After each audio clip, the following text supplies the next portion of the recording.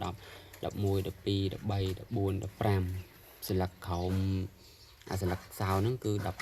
15ឬមួយក៏14អីចឹងណាបងប្អូនទៅយើងចាក់សៅបានណានេះបើយើងដាក់ស្លឹកទ្វាក្រោមនឹងលើសអញ្ចឹងយើងអត់ដាក់ប្រឡោះចាក់សៅនេះបានទេឥឡូវយើងមកមើលកន្លែងនេះទៀតណាបងប្អូនហើយយើងសក់ហ្នឹងយើងត្រូវតែសក់អា3ស្លឹកនេះវាមានទទួលយកពីជើងទ្វាខាងក្រោមបើសិនណាជើងទ្វានឹងវាកាច់ចេញក្រៅអញ្ចឹងយើងដាក់អាស្លឹកទ្វានឹងវាកាច់ចូលក្នុងដើម្បីឲ្យពាក់ទៅសក់ចូលបាននេះសក់ចូលបានតែអញ្ចឹងទេប្រជ្រះជើងទ្វាហើយដាក់អត់កើតទេអញ្ចឹងយើងពិបាកត្រឡប់ហើយរបៀបដាក់ហ្នឹងគឺយើងមិនតាន់ផ្សារនេះទេណាបងប្អូនយើងមិនតាន់ផ្សារហ្នឹងទេយើងទុកសិនហើយយើងផ្សារតែខាងនោះទេផ្សារខាងនោះឲ្យហើយដែក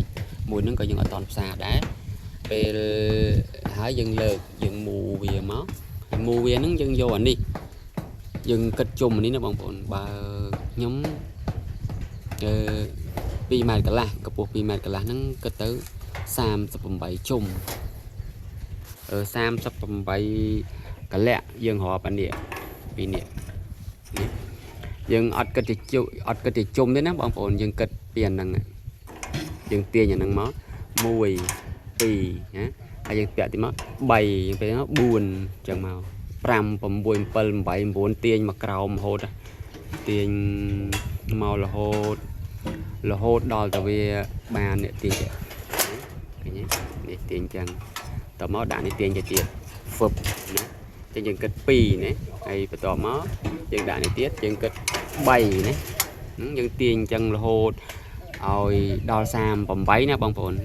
ហើយប្រាប់ថាទាញអាហ្នឹងគឺយើងគិតកម្ពស់ទេណាបើកន្លែងខ្ញុំ2 ម៉ែត្រកន្លះ